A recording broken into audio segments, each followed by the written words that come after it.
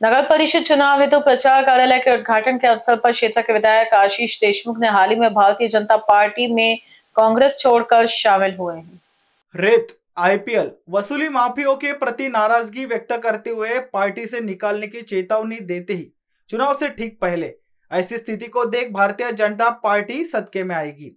वहीं इस आयोजन में उपस्थित नागपुर जिला भारतीय जनता पार्टी के अध्यक्ष मनोहर कुंभार ने तुरंत ही पत्रकार परिषद लेकर नरेंद्र पिंपळे, अमित राय सहित हाल ही में भारतीय जनता पार्टी में शामिल हुए लोगों को पार्टी से निष्कासित किए जाने की घोषणा की तथा उन्होंने बताया कि नरेंद्र पिंपळे, अमित राय इन्हें पार्टी में लेने का निर्णय जिलाध्यक्ष नाते मेरा था। यह स्वीकार करते हुए कहा कि इसमें राजस्व मंत्री चंद्रशेखर बावनकुळे का किसी भी प्रकार का हस्तक्षेप नहीं है।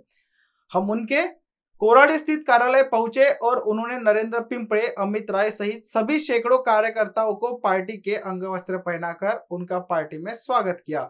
यह मात्र एक सहयोग है। विधायक आशीष देशमुख की भावनाओं की कद्र करते हुए नरेंद्र पिंपळे व अमित राय का पार्टी प्रवेश रद्द करे, उन्हें सूचित किए जाने के पत्र रवाना कर भारतीय जनता पार्टी में अचानक उठे आंतरिक कलह को पाटने का प्रयास किया। नरेंद्र पिंपळे आणि अमित राय यांचा भारतीय जनता पक्षामध्ये पक्ष प्रवेश जिल्हा भारतीय जनता पक्षाने त्या ठिकाणी केला होता।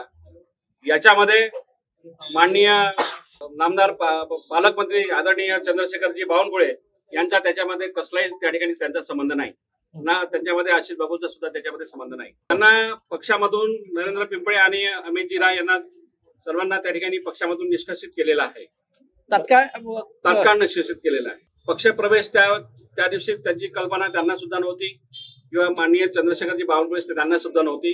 ते अचानक त्या ठिकाणी आले होते, पण मी त्यावेळेस प्रवेश पहिलेच त्या ठिकाणी घेऊन घेतलेले होते। त्यांना त्याच्याबद्दल कसली त्यांना कल्पना नव्हती।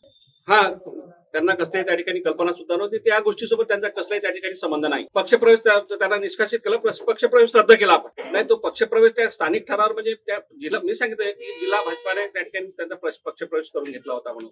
मी भारतीय जनता पक्षाचा काटोल जिल्ह्याचा अध्यक्ष आहे आणि भारतीय जनता पक्ष या ठिकाणी 100% त्या ठिकाणी अध्यक्ष असेल, पूर्णच्या पूर्ण नगरसेवक निवडून येणार आहे। हा निकाल 3 तारखेला सर्व जनतेला त्या ठिकाणी कळणार आहे।